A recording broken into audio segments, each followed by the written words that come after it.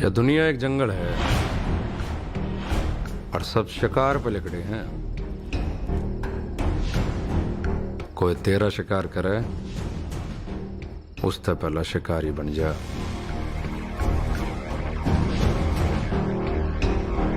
रिजवान, जो तने बात कही थी वह सारी झूठ थी, टोटल झला थी।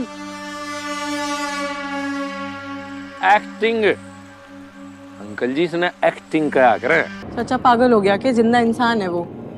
पर निशाना तो ग्लास पे लगाना है, आदमी पे थोड़ी। नमस्कार, हरिभूमि टीवी पर आपका स्वागत है। आज हमारे साथ है एक खास मेहमान आशीष नेहरा जी। नमस्कार जी आशीष जी। नमस्कार सर। नमस्कार। इनकी जर्नी को मैं तब से देखता रहा हूँ जब फिल्म इंस्टीट्यूट रोहतक में PLC सुपवा खुला और ये पहले बेंच में आए और इनके साथ उसी दौरान कांटेक्ट हुआ और हम थिएटर करते थे तो लगातार मिलना जुलना रहता था। आज हम आशीष को देखते हैं तो बहुत ही एक बड़े फ्रेम में पहुंच चुके हैं। मैं इंस्पायर हुआ अभी जो ठुकरा के मेरा प्यार जो सीरीज थी उससे। तो ये पहली बार आशीष जी कब हुआ कि मुझे एक्टिंग की तरफ जाना है? मेरी ऐसी कोई जर्नी नहीं थी कि मतलब एक्टिंग की तरफ जाना है। मैं स्कूल के दिनों में, जैसे हम स्टूडेंट्स होते हैं और आप एक्स्ट्रा करिकुलर एक्टिविटीज़ में पार्टिसिपेट करते हैं कि भाई, मेरी स्कूलिंग हुई एपेक्स पब्लिक स्कूल जो रोहतक में मॉडल टाउन में होता था। तो मेरे शुरुआती साल वहाँ के, मतलब नर्सरी से लेके 8वीं तक का। तो जसवंती सिंधु मैम हमारी प्रिंसिपल मैम होती थी, तो वो स्पेशली हमें थोड़ी सी तवज्जो मिल जाती थी इस बात की कि हम उन एक्टिविटीज़ में अच्छा पार्टिसिपेट करते हैं। तो तब भी दिमाग में ये नहीं था कि एज एन एक्टर करना, मतलब जबकि मैं शोज भी कर रहा था स्कूल के ही, डांस करता था। मुझे जाना था आर्मी में। ठीक है भाई, यूजुअल हरियाणवी देश सेवा के लिए है ना। तो एक हरियाणवी की पहचान है कि मतलब ना, जय जवान जय किसान, उस थॉट के साथ मैं भी था। तो जब मैं इंस्टीट्यूट में था, मतलब स्कूल में था, तो उस दौरान थोड़ा सा ना 7th 8th में मेरा एक रुझान ये था कि कुछ लिखने पढ़ने को हो गया। जैसे कॉमिक्स का मैं बहुत शौकीन था। कॉमिक्स पता नहीं आज के लोग पढ़ते हैं नहीं पढ़ते हैं, लेकिन आप बहुत अच्छे से जानते होंगे कॉमिक्स का एक कल्चर था। चाचा चौधरी, बिल्लू, बांकेलाल, ढूंढ के लाते थे, न्यूज़पेपरों में भी आती थी। हाँ, तो कटिंग करना, इकट्ठा करना। तो मुझे वो थोड़ा सा ना पढ़ने का शौक हुआ, तो फिर थोड़ा थोड़ा लिखने का भी हुआ। तो मैं क्लास के फ्री टाइम में कुछ कुछ कहानियां लिख देता था, मिक्स कर देता था कि ये कहानी मिला के कुछ कहानी, तीसरी कहानी बना। तो अब एग्जाम आए तो अब उसी टाइम फ्रेम में था कि कहाँ जाएं, इधर जाएं, पढ़ाई की तरफ जाएं या आर्मी की तरफ। तो बट मेरे अंगूठे थोड़े अलग है, मतलब अगर देखे तो ये टेक्निकली, हाँ, मतलब ना फिजिकली ये दो अंगूठे थे। तो बट ऑपरेट के बाद वो हट गए। तो फिर ये हुआ कि अब जैसे जब ड्रीम्स की बात हुई कि आप क्या बनना चाहते हैं, टीचर बनना चाहते हैं, क्या चीजें बनना चाहते हैं, कोई इंजीनियर बनना चाहता है, कोई डॉक्टर बनना चाहता है। मैंने कहा मैं आर्मी में जाना चाहता हूँ। तो मेरे अंगूठे थोड़ा सा उसका एक इफेक्ट था, डिफेक्ट था। तो उस चीज ने मुझे थोड़ा सा मायूस कर दिया कि मैं आर्मी में नहीं जा सकता। सो अब मुझे ये हुआ कि मेरे पास कोई सपना नहीं है, मैं क्या करूं, क्योंकि सब कुछ करना चाहते हैं। तो जो वो एक लिखने पढ़ने की आदत, वो शौकिया थी। तो मेरे टीचर ने मुझसे कहा, मतलब मैं थोड़ा सा अपने आप को मानता हूँ कि ब्लेसफुल हूँ कि अच्छे टीचर मुझे हमेशा मिले जिन्होंने मुझे गाइड किया, और आज मैं उन सबका शुक्रगुजार हूँ कि मैं जहाँ भी हूँ। तो उन्होंने कहा कि आशीष, तू बहुत अच्छा लिखता है, तू बहुत अच्छा परफॉर्म करता है, तू फिल्मों में जाना। अब मैं ये बात कर रहा हूँ आपको 2000 के अराउंड की बातें कर रहा हूँ मैं आपको। तो 2000 में किसको पता था कि कौन सी क्लास में थे? मैं उस समय होऊंगा 8th क्लास के आसपास की बात कर रहा हूँ मैं। तो 8th भी नहीं, 6th 7th, 8th तो बहुत बाद में आया। तो मैं होऊंगा उस समय 10-12 साल के आसपास का होऊंगा, 12-13 साल का होऊंगा। तो मुझे ये हुआ कि मैं, हाँ, ये कर लेते हैं। लेकिन इसकी कोई फॉर्मल एजुकेशन है या इसमें कैसे जाया जाए? आज तो यूट्यूब, इंस्टाग्राम, फेसबुक, दुनिया भर के प्लेटफॉर्म्स हो गए हैं। तो वो बैक इन टाइम की बात कर रहे हैं जब हम साइबर कैफे पे जाते थे, नया नया सब इंट्रोड्यूस हो रहा था। तो मुझे भी हुआ कि यार हाँ मैं ये कर लेता हूँ, लेकिन ये कैसे होगा ये पता नहीं। पर उस चीज ने एक रुचि जगा दी। और उसी दौरान अगर मैं आपको बात करूं, रणदीप हुड्डा मतलब आज हमारे जाने माने आइकन है, मतलब हरियाणा के आइकन है, इंडियन आइकन है, एज एन एक्टर बहुत बड़े वो हैं। तो उनकी एक फिल्म आई थी 2001 के आसपास, मॉनसून वेडिंग। बिल्कुल। तो वो फिल्म अंतर्राष्ट्रीय नामी फिल्म है, वो बहुत खिताब जीते उसने। मुझे वो फिल्म देखने का अवसर मिला तो मुझे ये हुआ कि मैं यार ये तो कुछ मतलब अलग है जो मैं देखूं। तो उस फिल्म ने मुझे और ज्यादा सीरियस कर दिया कि एक्टिंग के बारे में, सिनेमा की तरफ। मतलब एक्टिंग तब भी नहीं था मेरा। मुझे था कि मुझे ये जानना है ये कैसे होता है और ये कौन बनाता है, मुझे ऐसी कहानियां बनानी है। तो मुझे पता चला फिर साइबर कैफे का जो मैं जिक्र कर रहा था कि इंटरनेट पे पता चला कि फिल्म स्कूल है पुणे में, फिल्म संस्थान है, FTI हिंदुस्तान का सबसे पहला संस्थान है। लेकिन वहां एडमिशन के लिए आपको ग्रेजुएशन करना पड़ेगा। मैं तब वो 7वीं 8वीं 9वीं 10वीं का जो एक बर्डन होता है मैं उससे गुजर रहा था। लेकिन मुझे हुआ कि कभी हुआ तो मैं ये करूंगा। तो जस्ट वो छोटे छोटे डॉट्स मिल गए कि वही रणदीप हुड्डा मेरे शहर से हैं और वो आदमी ये कर रहा है, तो यार शायद मैं भी कभी जिंदगी में ये कर पाऊंगा। तो बट फिर वही आ जाती है, एक फॉर्मल एजुकेशन होना चाहिए, चीजें होनी चाहिए। तो मुझे पता चला कि जब डॉक्टर की पढ़ाई होती है, इंजीनियरिंग की पढ़ाई होती है, तो ये फिल्मों की भी पढ़ाई होती है क्या।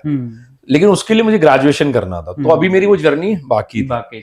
तो फिर मैं जयपुर मेरी एजुकेशन के लिए गया और जहां मैंने ग्रेजुएशन किया स्कूल के बाद। तो दिमाग में वही चल रहा था कि ग्रेजुएशन के बाद पुणे चले जाएंगे। और वो पुणे की बजाय मेरी जर्नी रोहतक से शुरू हो गई। जैसा आपने इंट्रोडक्शन में बताया कि 2011 में जब सुपुआ संस्थान बना, फिल्म एंड टीवी इंस्टीट्यूट बना, तो मैं उसके फर्स्ट बैच से हूँ। तो वो ग्रेजुएशन करते ही एक छोटी सी खबर आई अखबार में, मेरी माँ ने देखा, मेरी माँ बोली देख तू वो पुणे जाना चाहता है, तो देख पुणे जाके क्या करेगा, रोहतक में है, तुझे अगर कोशिश करना है तो एक बार करके देख। तो मैंने फिल्म निर्देशन में लिया था एडमिशन यहाँ पर। हाँ, डायरेक्शन में था मैं, फिल्म डायरेक्शन और स्क्रीन प्ले मतलब पटकथा लेखन में। अब वो फर्स्ट बैच से ही मुझे ऐसा लगता था एक्टिंग तो मैं कर ही लूंगा। वो पता नहीं लगी, एक अलग ही ये था कि यार ये तो आसान है, करते रहे कर लेंगे। हाँ, यही चीज है कि इसकी तो मैं प्रैक्टिस हमेशा से कर रहा हूँ, क्योंकि स्कूल में नाटक किए, फिर उसके साथ थोड़े बड़े हुए। लेकिन ये जो तकनीक है ना फिल्म बनाने की, मुझे वो सीखने की ज्यादा लालसा थी। तो कुछ अच्छे बैचमेट्स मिले जिन्होंने कहा कि यार हमको एक्टर चाहिए हमारी फिल्म में, तो हमारी में एक्टिंग कर लेगा क्या। तो आपस में ऐसे ही होता था कि बार्टर सिस्टम की तू मेरी पिक्चर में कर ले, मैं कर लेता हूँ। क्योंकि पहला बैच निकल रहा है, आपको रोहतक में कहाँ से एक्टर मिल जाएंगे पता ही नहीं, कुछ भी नहीं पता, मतलब किसी को भी नहीं पता। मतलब रोहतक को फिल्म संस्थान नहीं पता, फिल्म संस्थान को रोहतक नहीं पता। तो ऐसे में फिर मुझे याद है, मतलब अभी आप मुझे याद दिला दिया आपने, मैं एक दिन में, मतलब मेरे कॉलेज की फिल्म बता रहा हूँ, एक दिन में मैं 3 शूटिंग कर रहा था। मतलब एक दिन में, तो मुझे वो पूरा बड़े स्टार वाला, हाँ बड़ा स्टार वाला फील आ रहा है कि मैं भाई इस फिल्म में भी हूँ, मैं इस फिल्म में भी हूँ, कपड़े बदल के मैं उसमें जा रहा हूँ, कपड़े बदल के। तो वो एक मेरे लिए बड़ा मजेदार सा शुरुआत हुई। कभी चाह था ये चीजें करने की, तो आज कर रहे हैं। फिर हाँ, मतलब वो फिल्मों में चाहे मुझे लिखना पड़े, चाहे निर्देशन करना पड़े, चाहे एक्टिंग मैं कर रहा हूँ, मुझे मजा आता है फिल्मों से जुड़े रहने में। तो बस वो हुआ ये कि निर्देशन से मैं निकला, लेकिन एक्टिंग का सफर ज्यादा शुरू हो गया डायरेक्शन की बजाय। ठीक है, तो इसलिए वो जो आपने ठुकरा के मेरा प्यार जो अभी रिसेंटली है जियो हॉटस्टार पे, वो अभी उसने तहलका मचा दिया उस शो में। वो गजब की, मैं फेसबुक पे क्लिप पे देख रहा था उस दिन, अरे ये तो आशीष है। हाँ, तो वो शो ने, मतलब मुझे ये नहीं था इतना रिकग्निशन मिल जाएगा।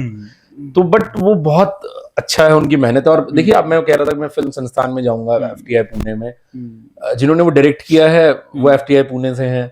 मेरे जो सीनियर एक्टर्स हैं वो सब लोग FTI NSD से हैं।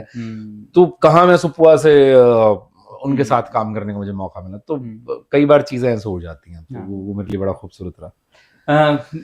उसी से एक बात है कि मुझे जहाँ तक आइडिया है कि आपकी कॉमिक टाइमिंग बड़ी गजब की है, मैंने जितनी बार भी देखा है आपको, स्टेज पे लाइव देखा है। हाँ। उसके बजाय हाँ। तो जितने भी रोल आपको मिले हैं अभी तक, मुझे लगता है वो सीरियस किस्म के थोड़े से रोल मिले, तो ये कैसे बात बैठती है? देखो, मैं आपको बताता हूँ, ये आपने बहुत अच्छी पॉइंट बोली कि मैं आम जिंदगी में थोड़ा सा चंचल, हंसमुख, मजाकिया सा इंसान हूँ, ठीक है। और मैंने हालांकि फिल्में जो बनाई, बड़ी सीरियस फिल्म बनाई है पिंजरे की तितलियां, बहुत ही भारी फिल्म है, मतलब सीरियस है, बहुत गंभीर विषय पे बात करती है। तो कभी कभी ना, जैसे अगर आप कुछ पढ़ते हैं या कभी आपने कहीं पढ़ा हो, तो ये होता है कि जो जितना मजाक करता है वो अंदर उतना ही गहराई में कहीं दुख बोलिए या चिंता बोलिए या गंभीरता वो रखता भी है अपने लिए। वो तरीका हो सकता है कि हम मजाक में बहुत सारी चीजें लेते हो। तो मेरा पहला अगर एक कमर्शियल एक्टिंग में जो जाने का हुआ, वो हुआ ग्रुप डी से, ठीक है। ग्रुप डी मतलब हरियाणा का काफी पॉपुलर शो है, ठीक है। काफी मजा आया था, काफी मजा आया था। तो मैं थैंकफुल हूँ कबीर दहिया का। कबीर दहिया ने मेरी एक कोविड के दिनों में एक फिल्म, हरियाणा एजुकेशन बोर्ड और सुपुआ के साथ हम लोग एक फिल्म बना रहे थे, क्योंकि डिप्रेशन बहुत हो गया था, चीजें बड़ी वैसी हो गई थी, स्ट्रेस हो गया था। तो एक फिल्म संस्थान होने के नाते या कलाकार होने के नाते हमारी एक जिम्मेवारी सी बन गई थी नैतिक की हम कुछ थोड़ा सा पॉजिटिव साइड भी दिखाएं इसमें, कि लोग कैसे करीब आ रहे हैं, एक दूसरे को साथ दे रहे हैं। तो हमने कॉलेज में ना एक फिल्म बनाई, मम्मी जी नमस्ते। वो काफी फिल्म समारोह में भी गई है, ठीक है। और तो उसमें हमने एक एक्टर को लिया था। वो स्क्रिप्ट मैंने लिखी थी 2 भाइयों के बारे में, मतलब मैं ही डायरेक्ट कर रहा था कि 2 भाई वहां कैसे अटके हुए हैं कोविड में, कैसे एक दूसरे का साथ दे रहे हैं। शूटिंग से एंड टाइम पहले किसी कारणवश उन्होंने मना कर दिया, वो उसका हिस्सा नहीं बन पाए। तो मैं यार, अब कौन एक्टिंग करेगा? तो मैं उन दिनों ऐसे ही बिल्कुल गंजा था और क्लीन शेव था, ऐसे ही थोड़ी दाढ़ी थी। तो मेरे सर ने मुझे बोला कि यार तू कर ले ये रोल। अब उसमें वो बड़ा भाई होता, बड़ा बदमाश टाइप का होता है कि वो छोटे को दबा के रखता है, सारा दिन बिस्किट खाता रहता है, ये करता रहता है, मस्ती करता रहता है, कोई काम वाम नहीं करता। तो मैंने वो डायरेक्ट भी की और एक्टिंग भी की। तो कबीर दहिया ने वो फिल्म देख ली यूट्यूब पे, और उनको मेरा एक सीन बड़ा कमाल का लगा कि मैं ऐसे बिस्कुट खोलता हूँ क्रीम वाले, ऐसे चाट के खाता हूँ। तो जब वो ग्रुप डी बना रहे थे, तो उसमें एक सीन है मेरा, मतलब निशा के साथ, वो काफी पॉपुलर है कि निशा के लिए रिश्ता लेकर आता हूँ मैं ये, और वहां बिस्किट भुजिया बैठ के खाने लग जाता हूँ। तो कबीर ने मुझे कॉल किया, कबीर ने बोला कि सर मेरी एक ऐसे सीरीज आ रही है, आप उसमें एक्ट करेंगे, और एक ही सीन है, आप मतलब रिश्ता लेकर आते हैं हीरोइन का, मतलब आप मैच मेकर हैं, क्या बोलते, बिचौली हैं आप। तो मैं बोला ठीक है। तो फिर ऐसे सीन है, तो उस सीन में बड़ा मजा आया। मतलब मैं गाली भी खा रहा हूँ, मैं बिस्किट भी खा रहा हूँ, मैं नमकीन भी खा रहा हूँ, और वो मुझे हड़का देती, बोले खाना हो खा, नहीं तो निकल, ठीक है। तो मैंने कबीर से पूछा, मैं कबीर यार ये तुमने कैसे सोचा कि मैं ये कर सकता हूँ, क्योंकि उससे पहले मेरा एज एन एक्टर ऐसा कुछ नहीं है जो कमर्शियल उसमें जो आया। वो बोला सर मैंने वो शॉर्ट फिल्म देखी थी आपकी, जो वो फिल्म समारोह में थी, मम्मी जी नमस्ते। मुझे लगा यार ये सीन तो सर ही कर सकता है। तो वो एक ऐसा सीन था कि मतलब उस कॉमिक से उन्होंने मुझे वो थोड़ा सा सोचा कि यार ये सीन ये कर लेंगे। लेकिन बिकॉज ऑफ माई अपीयरेंस, मतलब थोड़ा सा ब्रॉड फेस हो जाता है, थोड़ा सा हैवी बिल्डअप हो जाता है, दाढ़ी मूंछ है, तो लोग अक्सर मतलब ये सोचते हैं कि यार ये बड़ा गंभीर सा आदमी है, और मतलब अगर ये पर्दे पे थोड़ा सा सीरियस दिखेगा तो चीजें। हालांकि मैं कोशिश करता हूँ कि मैं कहीं ना कहीं हास्य का पुट दूं अपने, जब मैंने कोई भी किरदार किए हो, चाहे आप दूजवर देख लीजिए, उसमें मनोज को देखिए आप, डीजे वाले बाबू गुलजार जानीवाला के साथ मैंने वो फिल्म की थी, तो गुलजार के ऑपोजिट मैं था उसमें। बेशक मैं एक क्रिमिनल था, लेकिन मैं उसमें भी कुछ कुछ करता रहता था, तो वो निचला नहीं टिकता। हरियाणा में निचला नहीं, टिकना मुश्किल है, हाँ, खून में ही है वो। हाँ, खून में वो अड़बाद है ना हमारे, तो वो जो मैंने वो कैरेक्टर्स किए बहुत सारे, उनमें वो हास्य का पुट है, लेकिन हाँ ये कि कॉमेडी किसी ने नहीं कराई मुझसे, मतलब जबकि अभी मैंने एक रिसेंटली शो डायरेक्ट किया है, घर की बात, तो वो कॉमेडी है, वो फुल ऑन कॉमेडी है, और उसमें मेरा जो चीजें आप देखोगे तो आपको लगेगा कि हाँ यार ये जरूर आशीष की खुराफात होगी इसके अंदर करने की। सो वो वैसा है, मतलब कि ना लोगों को क्या लगता है, कैसे देखते हैं, क्योंकि मुझे लगता है कि बहुत ज्यादा ना डायरेक्टर के दिमाग की है कि वो किसी किरदार को कैसे देखता है। तो हो सकता है, मतलब मैं बहुत अच्छी कॉमेडी कर सकता हूँ अगर डायरेक्टर्स को लगे, सब मैं कह भी रहा हूँ दर्शकों को लगे तो बताना भाई। सो ऐसे था। अभी आपने एक जिक्र किया छानी वाले का। हाँ, गुलजार छानी वाला। मैंने एक आपका इंटरव्यू देखा था, उसमें आप कह रहे थे कि एक स्टेज पे आप एंकर थे, हाँ। और आपको नीचे धकेल दिया था और फिर आप उसके अपोजिट चले गए। वो थोड़ा सा मतलब लगता ही है कि आप एक प्राउड होता है कि हाँ वो बड़ा एक्टर आ रहा है और मैं उसके होस्ट कर रहा हूँ, और फिर आपको नीचे उतार दिया जाता है, फिर कट टू आता है सीन वो। हाँ, देखो मतलब ना, जैसे लाइफ बड़ी अनप्रेडिक्टेबल है, मतलब हम ऐसा नहीं सोच सकते जिंदगी। जैसे आप मुझे 2011 से मेरी जर्नी देख रहे हैं, तो जो मेरी बिल्कुल शुरुआत में, उस समय 21 साल का था, ठीक है, आज मैं 34 साल का हूँ।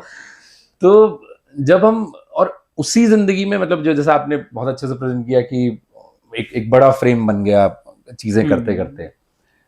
मैंने 15-16 में फिल्म संस्थान से पढ़ाई करने के बाद मैं जिंदगी में सोच रहा था अभी क्या करूं चल रहा था मेरा।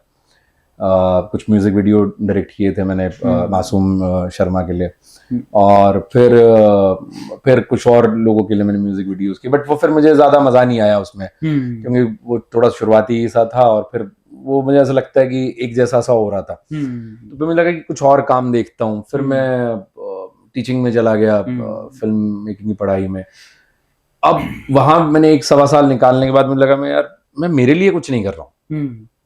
जैसे मैं स्किप हो गई वो चीज, मैं अभी इसमें भी वो बता देता हूँ आपको। जब मैंने फिल्म संस्थान से पढ़ाई की, फिर काम वाम करके जब मैं निकला, तो मैंने ना एक शो बनाया, खसम सिंह, ठीक है, यूट्यूब पे आप देख सकते हो। एंड वो 4-5 एपिसोड का था। एक हरियाणा का एक बंदा ऐसे ही, मतलब इसी बड़ी दाढ़ी, मेरे बड़े बाल, और वो बखैती करता है, मतलब ना कुछ नहीं बोलता है, स्टैंड अप करता है बेसिकली ना, उसको क्या लगता है, क्या है, कैसा है। तो वो जो चीज थी, उसने मुझे थोड़ा सा ना वो एक लोकल उसमें ये कर दिया कि हाँ यार ये तो खसम सिंह है यार, ये तो यार वो कॉमेडी करता है यार ये ना।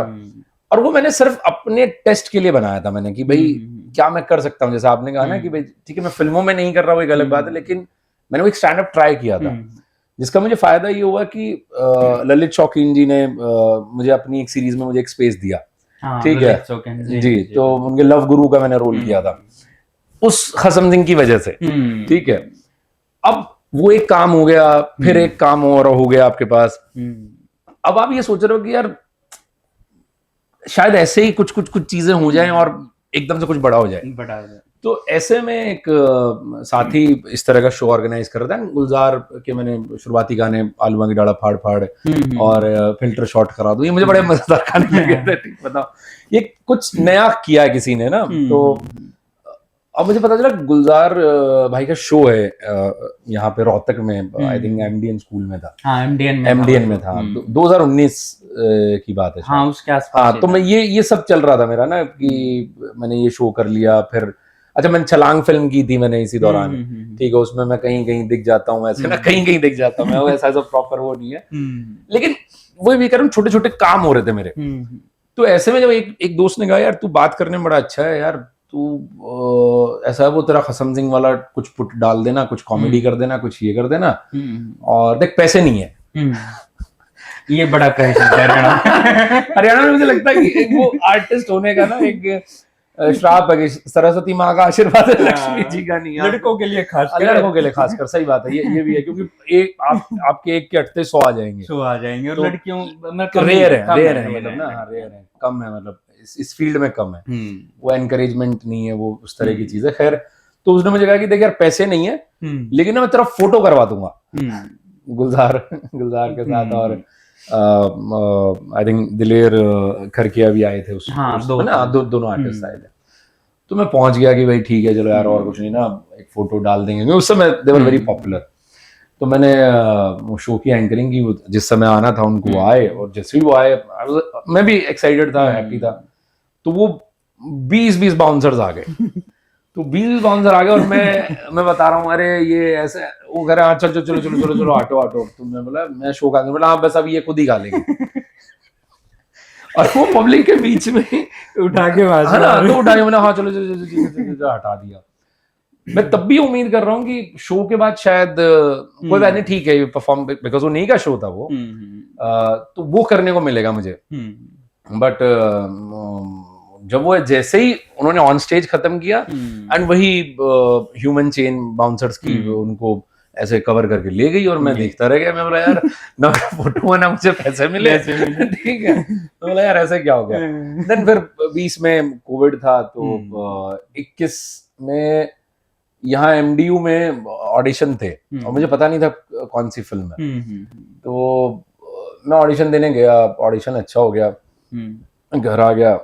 तो 20 महीने के बाद फोन आया मुझे, और मुझे उन्होंने बोला कि आप ना सिलेक्ट हो गए हो, एक सूरज नाम का किरदार है और फिल्म है डीजे वाले बाबू। मैं बोला अच्छा जी, मनदीप बेनीपाल जी बना रहे हैं। अरे मैं बहुत अच्छा, is a very famous, Dakua दा मुंडा सीरीज उनकी है पंजाबी फिल्म में। अगर आप आई थिंक रुपिंदर गांधी भी उनका ही है, तो वो डायरेक्ट कर रहे हैं और ये हरियाणवी फिल्म होगी और गुलजार छानीवाला का डेब्यू है। मैं बोला किसका है?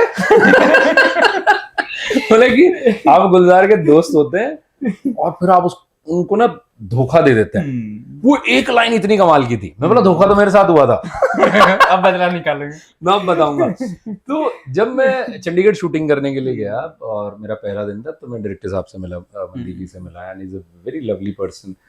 तो मैंने उनको एक किस्सा सुनाया जो अभी आपके दर्शक सुन रहे हैं, आपको बता रहा हूँ कि कैसे कैसे हुआ था। तो वो सरप्राइज हो गए इस बात से, बोले कि सच में? मैं बोला हाँ सर। बोले चलो फिर। एंड गुलजार का नाम भी आशीष है, मतलब एक्चुअल नेम उनका भी, उनका एक्चुअल नेम आशीष है, ठीक है। तो वो आर्टिस्ट नेम है गुलजार छानीवाला। तो ये बात भी जान के मुझे अच्छा थोड़ा सा लगा कि मैं आशीष मिल रहे हैं। तो उन्होंने कहा कि गुलजार आप शिवा कर रहे हैं और ये सूरज कर रहे हैं। तो बोला अच्छा बैठिए। वो भी बड़े जेंटल है गुलजार भी ना, बहुत ही प्यारे हैं, और मतलब एक रखते हैं रिस्पेक्ट ना। तो उन्होंने बैठा लिया, बोले कि बैठो आप बताओ कैसे क्या। मैं बोला आपका शो हुआ था 2019 में? तो बोले हाँ मैं क्या सोच यार बहुत भीड़ थी, बहुत अच्छा हो गई। मैं बोला मैं शो का एंकर था। और मैं आपके साथ फोटो कराने आया था। मैं बोला अब मैं पूरी फिल्म में हर फ्रेम में ऐसे कंधे से कंधा अड़ा के आपके चलूंगा, और एक तो फाइटिंग सीन भी है, फिर बताता हूँ आपको। तो वो एक मतलब ना उनके साथ आई थिंक 20-25 दिन मैंने बिताया है उस स्केड्यूल में, और बहुत मजा आया। मतलब ना ऐसे मैं कूद के उनकी पिटाई की, उन्होंने मेरी पिटाई करी, तो लेकिन बहुत मजा आया, अच्छे सीन्स थे और एक बहुत प्यारी सी जर्नी। और तो मतलब वो वही है कि जिंदगी आपको कहाँ से कहाँ ले जाएगी, कैसे लेके जाएगी, कोई नहीं जानता। तो मुझे पता ही नहीं था कि वो उनका ऑडिशन है, ये फिल्म बन रही है, ऐसे होगा। तो शायद सब कुछ अभी होना था तो वो हो गया। सो ये था वो। ये ठुकरा के मेरा प्यार, ये कैसे वहां तक आपको लगा, मतलब पहुंचे उसमें? मैंने इससे पहले विरोध की थी, अभी तो Amazon MX प्लेयर हो गया, तो उसमें मैं मेन हीरो भी था, मैं विलन भी था। और वो भी मुझे मिली थी जब मैं ये कर रहा था डीजे वाले बाबू। जब आपकी किस्मत बोलिए या कुछ भी बोलिए कि चमकती है। एक साथी थे जो मुझे कभी 1-1.5 साल पहले मिले थे, मतलब जब ये शूटिंग होनी थी, मैं ये 21-22 की बातें कर रहा हूँ आपके सामने ना। तो वो कभी ऐसे मिले हम लोग, मिल के चले गए कि अच्छा आप एक्टिंग भी करते हैं, आप राइटिंग भी करते हैं, आप डायरेक्शन, आप तो बहुत कुछ करते हैं। तो ये बात हो गई, वो निकल गए। तो 1-1.25 साल के बाद जब मैं डीजे वाले बाबू ऑलरेडी मैं कर रहा था, मतलब 10-15 दिन का मैंने शूट कर लिया था, मेरे बाल बड़े हुए थे, दाढ़ी बड़ी हुई थी, तो उनका अचानक फोन आया मुझे, बोले आशीष भाई मैं ऐसे ऐसे राहुल दैया हैं और उन्होंने एक फिल्म बनाई थी, काफी कंट्रोवर्शियल भी थी, फिल्म थी क्या नाम था उस फिल्म का, जी कुत्ता से, 2016 में आई थी वो फिल्म, एंड काफी कंट्रोवर्सी हुई थी, जी कुत्ता से नाम से फिल्म थी। तो बोला अभी वो Amazon MX प्लेयर के लिए ये विरोध बना रहे हैं, और वो यूपी हरियाणा बेस्ड कहानी है, और आपका एक ऑडिशन चाहिए था। मैंने ऑडिशन भेजा उनको, वो ऑडिशन उन्होंने देखा और उनको बहुत पसंद आया, और मैंने वो ऑडिशन भेजा भी वहीं से, मतलब शूट से ही भेज दिया मैंने कि वैनिटी में ना, कि ऐसे ऐसे। तो उनको बहुत पसंद आया, उन्होंने मुझे फोन किया कि आशीष क्या डेट्स रहेंगी तुम्हारी। मैं बोला सर आप कब कर रहे हैं? बोले मैं तो अभी करूंगा। मैं सर अभी तो मुझे फिल्म मिली हुई है। तो बोले देखो ये पुलिस वाले का रूल है, ऐसा है, तुम्हें दाढ़ी मूंछ कटानी पड़ेगी। मैं सर वो तो नहीं करा पाऊंगा मैं, क्योंकि मैं एक ऑलरेडी कमिटमेंट में था। तो बोले यार देखो मुझे तुम्हारा ऑडिशन बहुत अच्छा लगा, तुम ऐसा करो उनके दोस्त का रोल कर लो। ठीक है, मेरा जो मेन कैरेक्टर थे उनके दोस्त का रोल कर लो। मैं बोला ठीक है सर, ये कर लेंगे। बोले उसमें शायद ये लुक चल जाए। अब उसमें भी डेट्स क्लैश हो रही हैं। मैं इधर मनदीप सर से कह रहा हूँ सर मुझे ना पता नहीं मेरी किस्मत, अभी सारे दरवाजे एकदम से खटखट नहीं ऐसा धड़ की होता है कि यार सब खड़खड़ा रहे हैं कि यार तू ये भी कर ले ये भी कर ले। मैं बहुत परेशान हो गया इस बात से। मैंने मनदीप सर को बोला सर प्लीज मुझे ना अगर कुछ होता हो तो देखो। तो बोले चल मैं करता हूँ, देखता हूँ, करता हूँ। अब मेरे साथी उस फिल्म में थे Balwinder bullet, and is a very generous और आज बहुत फेमस एक्टर भी हैं, पंजाब के ऑलरेडी वेल नोन एक्टर हैं। तो उन्होंने मेरी शक्ल देखी ऐसे उतरी हुई। ठीक है, बोले क्या हो गया ऐसे शक्ल पे 12 क्यों बजे हुए तेरे? मैं बोला सर मुझे ना राहुल दैया का वो का शो करना है विरोध, और उस समय उसका नाम कुछ और था, मतलब उसका नाम उस समय रंग दे तू मोहे ऐसे करके था उस शो का नाम। जब मैं सर वो शो भी मिल रहा है और ये फिल्म भी मिल रही है, सर मैं लालची हो रहा हूँ, मुझे सब कुछ चाहिए सब कुछ चाहिए, मैं कुछ नहीं छोड़ना चाहता। तो उन्होंने एक बहुत प्यारी बात बोली मुझे, बोले कि आशीष देख जो तेरा है ना तुझे मिल जाएगा, कोई नहीं ले जा सकता, कोई नहीं लेके जा सकता। तो उस चीज ने मुझे बड़ा शांत किया। बोले और तेरा नहीं है तो वो तुझे नहीं मिलेगा, तो ये सोच लेना कि वो तेरे लिए नहीं था। उन 2 लाइनों ने ना, मैं आपको सच बोल रहा हूं, मैं उससे एक रात पहले सोया भी नहीं था जो मेरे शक्ल पे 12 बजे होते। मैं राहुल भाई को कह रहा हूँ सर मुझे वो शो करना है, because I like the script. मुझे वो स्क्रिप्ट बड़ी मजेदार लगी थी, मैंने पूरी स्क्रिप्ट पढ़ी थी, एंड उन्होंने मेरे पॉइंट्स भी लिए, और मुझे अच्छा लगा कि बिकॉज मैं भी कहीं लिखता हूँ तो मुझे अच्छा लगा कि एक डायरेक्टर राइटर आपको वो रिस्पेक्ट दे रहा है। तो बोले यार मैं भी करना चाहता हूँ बट डेट्स ऐसी हैं वैसी हैं। तो मैं उस बात के बाद थोड़ा सा शांत हो गया कि मैं देखी जाएगी, ठीक है। एंड वो शो बिकॉज अभी शुरू हुआ था, 10-5% ही शूट हुआ था, एंड सेकंड वेव आ गया कोरोना का तो उनका शो रुक गया। कर्मा और मेरी फिल्म ऑलमोस्ट खत्म होने को हो गई थी। तो उनका शो रुका हुआ है, मेरी फिल्म धड़ल्ले से शूट हो गई है, और मुझे लग रहा भाई ये तो कुछ हो गया बढ़िया सा। तो आप उसी दौरान वो बीच में जब 1 महीना उनका ब्रेक हुआ,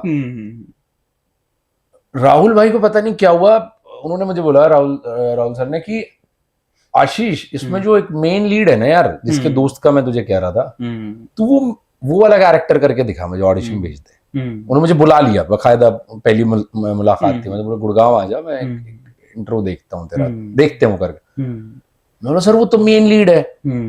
मैं सर इतनी एक्टिंग थोड़ी आती है मुझे। बड़ा भी मिल जाता है तो हो जाता है ना। अच्छा मैं इससे पहले क्या ही कर रहा था, ठीक है। और डीजे वाले बाबू गुलजार भाई की फिल्म है, गुलजार शानी वाला मेन लीड है, 2.5 घंटे की फिल्म है। मैं तो आता ही 1-1.25 घंटे बाद हूँ, ठीक है। तो उसमें भी बिकॉज वो फिल्म उनके बारे में तो उनपे ज्यादा भार है, ठीक है, उनका डेब्यू फिल्म है, फिल्म पूरी फिल्म जिसके बारे में होती है देखो उस पे भार आ जाता है। यहाँ भी मैं ये सोच रहा था कि यार मुझे वो तीसरा पुलिस वाले का रोल मिल रहा था, अब दूसरा मिल रहा है दोस्त का, तो दोस्त का मिल रहा है ना, तो दोस्त पे क्या आएगा, यहाँ भी दोस्त हूँ वहां भी दोस्त था, ठीक है। लेकिन राहुल भाई को पता नहीं क्या यकीन हुआ मुझ पे, उन्होंने मुझे बुलाया, मुझसे 2-3 सीन्स कराए, फोन लिया, वो मुझे कह रहे हैं कि अब क्या है, कैसे है, वही मुझसे करा रहे हैं उन्होंने, 2-3 चेंजेस मुझसे कराए, बोले तू करेगा ब्रिजभान का रोल, तू करेगा। मैं बोला सर मैं फिर से कह रहा हूँ कि मुझे इतनी एक्टिंग नहीं आती है, एंड ही वाज लाइक कि नो तू कर सकता है, मैं उससे करा लूंगा एंड तू कर भी लेगा। मैं बोला अगर डायरेक्टर को इतना फेथ है तो मैं शायद कर लूंगा। और आप यकीन मानिए 40 दिन की शूटिंग थी जी, और वो सेंटर कैरेक्टर है ब्रिजभान, वही कैसे बुरा आदमी बनता है क्या है, और वो सीरीज भी बहुत पॉपुलर हुई। तो उस सीरीज ने मुझे तो limelight the, and same with DJ वाले बाबू, मतलब आई एम ब्लेस्ड कि मुझे लोगों ने बहुत प्यार दिया, ठीक है। फिल्म गुलजार भाई की थी तो भी मुझे, जो उनके फैंस थे उन्होंने भी मुझे बहुत सपोर्ट किया, एंड गुलजार आल्सो अप्रिशिएटेड कि नहीं यार ये लोग बहुत अच्छा काम करते हैं, हमें अप्रिशिएट करना चाहिए एक दूसरे के, वो कमी है यहाँ, वो कम है, बहुत कम है यहाँ, क्योंकि सबको ये रोजगार जैसा ज्यादा लगता है, वो एक फील वाला कम है। रोजगार भी हरियाणा के आदमी को तारीफ करना भी मुश्किल है, शायद आता ना हो, ये भी हो। हाँ मेरे साथ ऐसे बहुत एग्जाम्पल हुए, मुझे कई बार लोग बुला लेते हैं, कहीं मिल जाता हूँ तो उनको, जैसे जब डीजे वाले बाबू रिलीज ही हुई थी, तो मैं एक दिन यहीं रोहतक में था, तो चाय पी रहा था, तो ऐसे थोड़ी सी दूरी पे कुछ लोग बैठे हैं और वो मुझे देख रहे हैं, वो भाई है के सूरत से गए हो, तो दूसरा कह रहा है उसको, हाँ वो क्या करा था वो फलम था यार क्या करा था। अब मुझे अच्छा भी लग रहा है, और अब वो मुझे कह नहीं रहे हैं, आपस में बात जरूर कर रहे हैं, लेकिन वो इतने पास है कि मैं सुन पा रहा हूँ, और मैं उनको मैं इशारा कर रहा हूँ, हाँ मैं हूँ, तारीफ करो आगे थोड़ा सा। हाँ तो मुझे यार कुछ तो मैं एक्साइटमेंट तो मैं फोटो होगा ये होगा, तो वो कह रहे हैं बढ़िया काम कराओ भाई वगैरह, बस यही है अप्रिशिएशन हरियाणा में। वो मुझे अच्छा भी लगता है कि मतलब वो एक सच्चाई है, मतलब वो फेक वो नहीं है कि सिर्फ फोटो कराना है, ये कराना है। लेकिन बहुत लोग ऐसे भी कहते हैं भाई तो फिल्म में आ गए ना, तो मैं कहता हूँ हाँ, बस वो कह के चले जाते हैं, यही तो नहीं है। उन्होंने पहचान लिया, उन्होंने आपको रिकग्निशन दे दी, अप्रूवल दे दिया, जैसे आपने कहा ना कि मैंने यार ये तो नहरा है, मैंने रील में देखा, और आपने मुझे कह दिया कि भाई मैंने तेरी रील देखी, अब आप मैंने एक्टिंग क्या की नहीं उससे तो इन 2-3 शोज ने मुझे, मतलब इवन दूजवर और ये सब एक साथ रिलीज हुए, मतलब एक साथ आए, एक साथ शूट हुए, तो उसके बाद थोड़ा सा मेरे लिए मुंबई बोलिए, हिंदी बोलिए, वहाँ थोड़ा सा एक स्पेस खुल गया। मैंने इस बीच में टीवीएफ की सपने वर्सेस एवरीवन की, मेरा रोल बहुत छोटा सा था, रतन प्रॉपर्टी डीलर, एक बड़ा हरामी सा है बंदा उसमें ना, वो थोड़ा सा वही कॉमेडी का मैं पुट कर पाया। तो रतन डीलर वाले उस एक छोटे से सीन ने मेरे लिए यहाँ स्पेस खोल दिया। ये जो ऑफिस का सीन है ना, हाँ ऑफिस का सीन है, मैं उन मामा के पैसे मार लेता हूँ 2000 रुपए, फिर मामा मेरी खिंचाई कर देता है, तो वो सीन मिल गया, वो थोड़ा सा और आगे लोगों को पहुंचा, क्योंकि अब जितने बड़े प्लेटफॉर्म पे आप काम करते हैं वैलिडेशन उतना बड़ा हो जाता है। तो विरोध वाज देयर, सपने वर्सेस एवरीवन टीवीएफ के लिए वो वहां था। टीवीएफ अपने आप में एक बहुत बड़ी आज के समय में एक कंटेंट ब्रांड है। तो उसके बाद फिर मेरे लिए थोड़ा सा ये हुआ कि मैं कुछ लोगों से मिल सकता हूँ, तो मैं ऐसे ही ऑफिस गया हुआ था, ये बॉम्बे स्टूडियोज के जो ठुकरा के मेरा प्यार होता है, तो मैं वहाँ वो जो शो में क्रिएटिव में कुछ लोग थे, तो उनसे मेरी मुलाकात हुए, अच्छे साथी थे, क्योंकि उन्होंने मेरा काम भी देखा हुआ, तो ये एक एप्रिसिएशन था यार ये वो है। बोले यार हम ना एक शो की कास्टिंग कर रहे हैं, आओ मिलाते हैं, आए हो तो मिल लो ना, क्या दिक्कत है। तो मैं बोला चलो यार मिल लेते हैं। और जैसे आपने, मुझे अच्छा लगा कि आप मुझे इतने समय से नोटिस कर रहे हैं, चीजें कर रहे हैं, कि मैं मजाकिया बहुत हूं। तो मैं वहां अंदर गया ऑफिस में, तो प्रोड्यूसर साहब थे, सचिन जी थे और 1-2 साथी थे, तो उन्होंने ऐसे ही हम लोग बातचीत करने लगे, तो वो बोले यार यार कुछ तो लगते हो तो यार कैरेक्टर से, तो बोले यार ये बढ़िया नहीं लगेंगे उसमें हमारे जो विलेन है दद्दू प्रसाद और इनकी जोड़ी मजेदार नहीं लगेगी? बोले सर हो सकती है। बोले यार ये थोड़े से हैं, मुझे लग रहा कॉमिक है इनके अंदर और ये ना ये चीजें, बिकॉज वो इतने बड़े काम करते हैं, अदृश्यम किया उन्होंने, किया तो उनको समझ आ जाती है कि बोले यार इसमें कुछ है, इनका पुट है, इनको ले लो या ट्राई करो। तो मेरा ऐसा सिलेक्शन हो गया उसके अंदर। तो ऑन सेट एक सीन था हमारा, तो जिन्होंने ये शो लिखा कमल पांडे जी, उन्होंने बहुत बड़ी बड़ी फिल्में, जैसे ये फिल्म थी शादी में जरूर आना, ठीक है, साई बीवी गैंगस्टर, ये सब उन्होंने लिखी हुई है, जिन्होंने हमारा ठुकरा के मेरा प्यार शो जो लिखा है उन्होंने। तो उस सीन में मैंने ऐसे ही एक इम्प्रोवाइज कर दिया। दद्दू प्रसाद जी जो हमारे रवि शाह जी बहुत कमाल के एक्टर हैं, उनका एक सीन था कि ये दूसरी पार्टी के विलेन जो है उनका फोन नहीं उठाते, तो वो मुझे फोन करके हड़काते हैं कि यार कहाँ है सिंह, वो है ना वो जो बैठे हुए हैं कुर्सी हाँ, पे, तो मैं कहता हूँ कि सर उनका तो बच्चों जैसा मन है, ये लाइन थी नहीं। तो श्रद्धा मैम जो डायरेक्टर हैं, कमल सर जो शो रनर हैं इसके, उन्होंने वो सीन देखा और वो बोले यार कुछ तो मजेदार हो गया है। एंड टचवुड उन्होंने ऑन सेट लाइंस मेरी बढ़ा दी, ठीक है, उन्होंने वो मेरा कैरेक्टर बढ़ा दिया, फिर उन्होंने वो थोड़ा सा हास्य का पुटिया जो भी है, बिकॉज शायद वो हाईलाइट हो रहा था उसका, क्योंकि एक बड़ा खूंखार विलेन और उसके साथ फिर मैं, तो वो एक बैलेंस कर देती है चीजें ना। तो बस ऐसे वो शो में स्पेस बढ़ता गया और आज पब्लिक ने बहुत प्यार दिया उस शो को।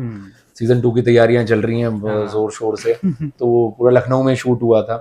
तो आज बस वो रिकग्निशन है, और आप काम करते रहिए, रिकग्निशन मिल जाता है। नहीं, बहुत गजब का था, मैंने देखा उसको, माँ यार कमाल हो गया। हाँ नहीं बिल्कुल, बहुत आपने अप्रिशिएट किया, थैंक यू।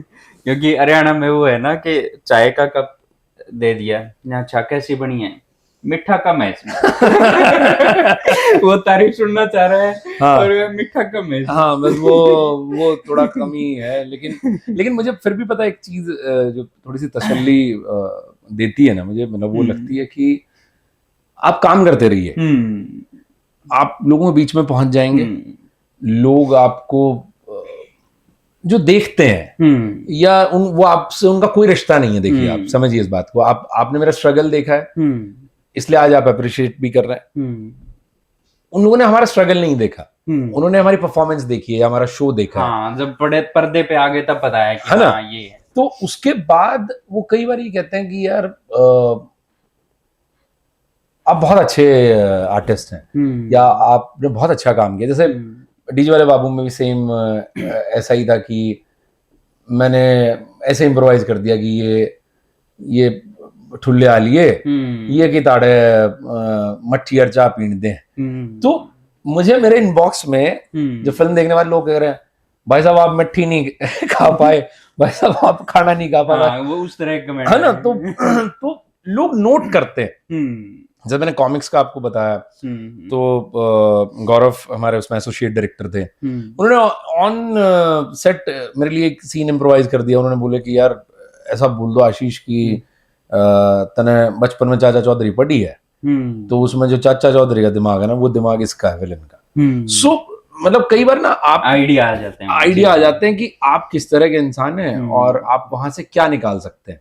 और फिर टचवुड आपको अच्छे डायरेक्टर्स, मुझे अब तक बहुत अच्छे डायरेक्टर्स मिले, जिन्होंने अच्छी मिले, तो जाहिर सी बात है कि कला निखर के बिल्कुल, जिन्होंने ये सपोर्ट किया कि नहीं आशीष तुम ये कर रहे हो ना यार करो। तो वो कन्विक्शन फिर पब्लिक तक भी जाता है कि पब्लिक आपको याद करती है, पूछती है। मैं जैसे एक बड़ा मजेदार सा एग्जाम्पल है, मैं एक दिन आ रहा था और मैंने मेरे फादर साहब को फोन किया कि पापा मैं यहाँ आ गया हूँ और मैं चलते हुए आ रहा हूँ, मुझे आप ले लेना अभी ना, पिक कर लेना मुझे। तो बोले कि ठीक है।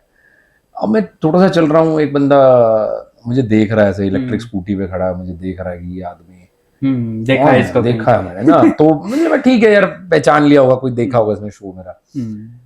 तो थोड़ा सा आगे गुजर गया, मैं फिर अपना बैग घसीटते हुए आगे जा रहा हूँ। उसने आगे फिर रोक लिया, फिर वो मुझे देख रहा है ऊपर से नीचे कि भाई ये आदमी तो मैंने देखा है कहीं। फिर मैं ठीक है, तो मैं थोड़ा सा और आगे क्रॉस करके, वो बात नहीं कर रहा, कुछ नहीं कर रहा, मैं आगे खिसक रहा हूँ, तो अचानक वो रोकता है स्कूटी तीसरी बारी में, बैठ ले, बड़ी एक्टिंग कर रहा है तुम। तो मुझे उसने किया ना कि बैठ ले, बड़ी एक्टिंग कर रहा है तुम, तो मुझे ये हुआ, मैं यार भाई क्या अप्रिसिएशन है भाई का। और उन्होंने मेरा वो बैग लिया, उस इलेक्ट्रिक स्कूटी पे कितना स्पेस होता है उसमें उन्होंने ठूसा, बोला बैठ ले, मैं उतार दूंगा उड़े दी। तो उन्होंने मुझे वहां तक ड्रॉप किया, और फिर उन्होंने कहा कि एक फोटो तो करवानी पड़ेगी। मैं बोला मैं हाँ भाई करवा लेंगे। अब मैं उसमें खड़ा हूँ उनके साथ ऐसे, और वो कर यो खोए पाता धर ले, वो फोन भी मुझे दे दिया, मैंने सेल्फी और ले ले, मैंने ले दी भाई की सेल्फी, मैं लो भाई मैंने खिंचवा ली, भाई ने मेरे साथ खिंचवा ली। तो ये ना मतलब मुझे बहुत अच्छे एक्सपीरियंस हुए हैं ये भी ना कि रैंडमली लोग आपको देखते हैं, और इसलिए मैं कहता हूँ आप अपना काम करते रहिए, अप्रिसिएशन डेप्रिसिएशन ये जिंदगी भर चलता रहेगा, ये चलता रहेगा। सही है। अब बात करते हैं कि एक दौर था कि आपने फिल्म इंस्टीट्यूट में एक्टिंग की और क्लासेस ली, जब बच्चे थे आप वहाँ पे विद्यार्थी, जी। और उसके बाद आप टीचर बन गए। इस फेज को आप कैसे देखते हैं कि आप जो पढ़ रहे थे वहाँ का एक्सपीरियंस, और अब क्या जो नई जो खेप आ रही है बच्चों की, क्योंकि मैं पहले 2-3 बैचों के साथ जुड़े हुए काफी जुड़ा हूँ, लेकिन अब जो मैं देखता हूँ वो थोड़ा सा उस तरह का वो एनवायरनमेंट मुझे लगता है कि शायद नहीं है।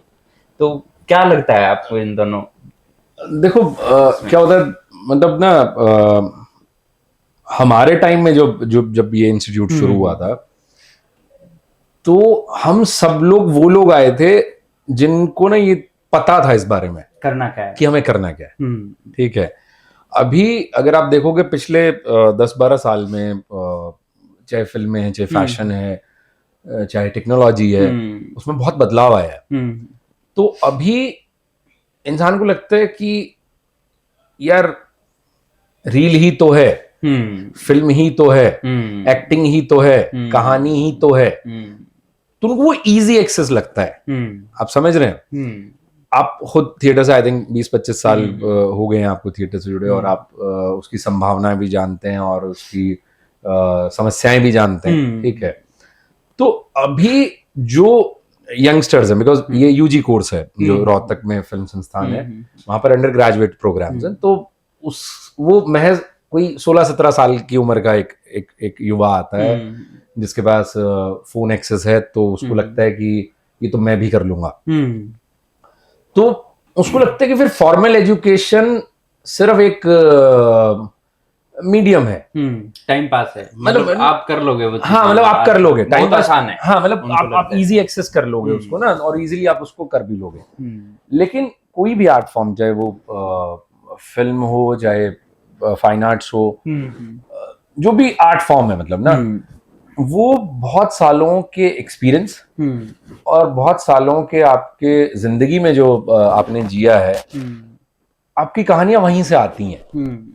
चाहे आप फिल्म बना लो, चाहे आप थिएटर कर लो, चाहे आप कहानी लिख लो, तो अभी वो एक्सपीरियंस उसके पास कम है, लेकिन उसके पास मीडियम बहुत बड़ा आ गया।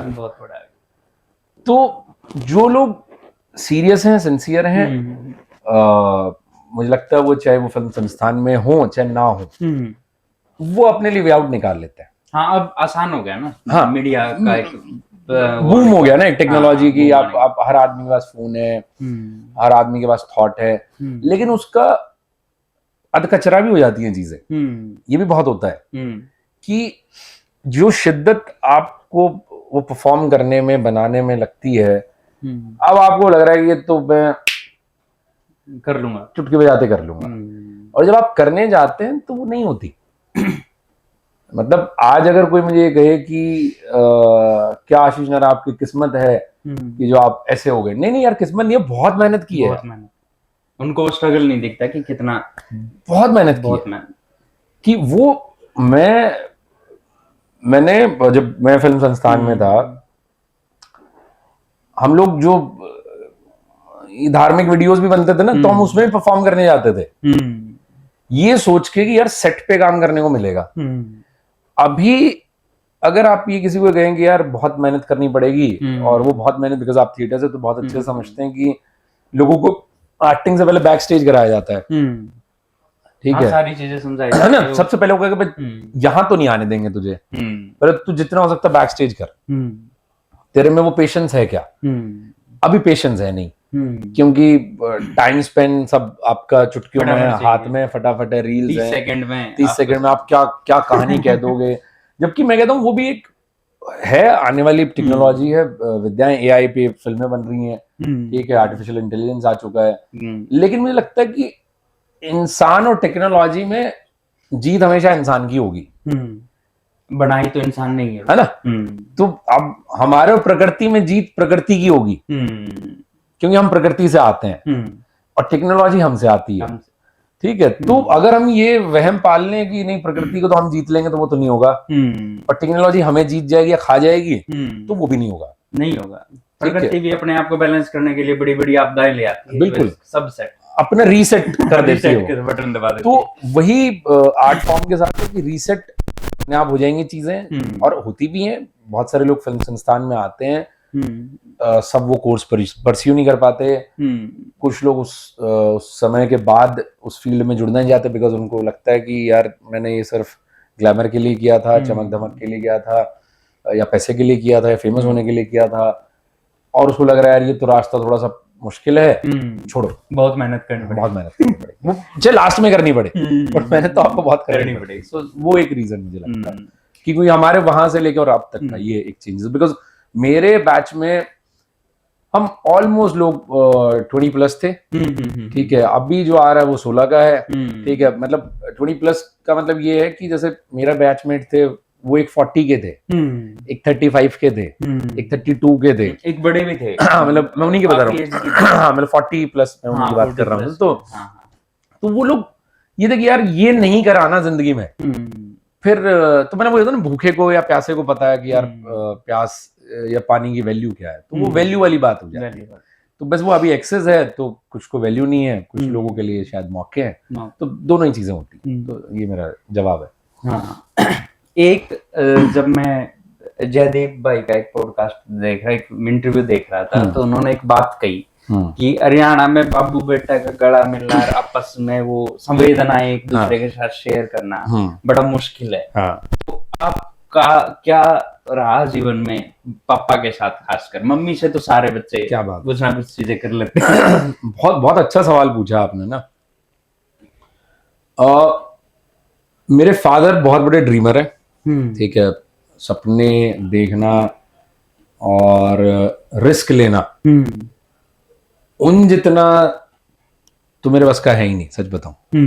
अगर आज मुझे लोग सक्सेसफुल बोल रहे हैं या चीजें उनको लग रही हैं कि कुछ मैं उखाड़ रहा हूं या कुछ कर रहा हूं या कुछ बना रहा हूं अपने लिए, तो मैं कह रहा हूं कि मेरे फादर जितना तो पोटेंशियल नहीं है मेरे में, जबकि मैं उन्हीं का डीएनए हूं, ठीक है। हाँ, वो स्ट्रगल जरूर मेरा चलता रहता है।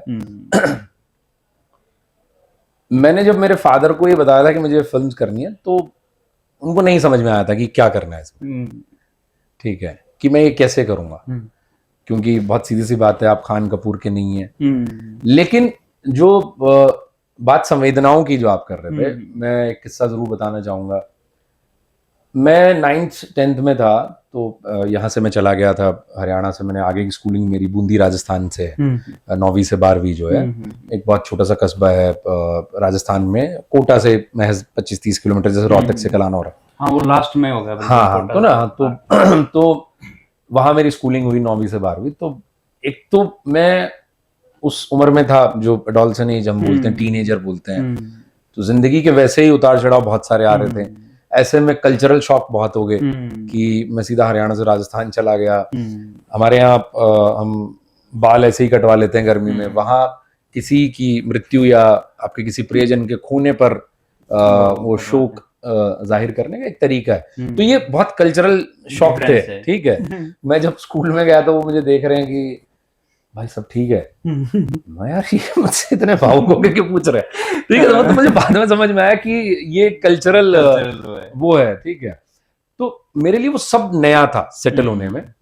तो ऐसे में मैं अपने आप से जूझ रहा था, उस स्पेस से जूझ रहा था, और मैं फेल हो गया 9th-10th में की बात है, मतलब 9th के में फिजिक्स,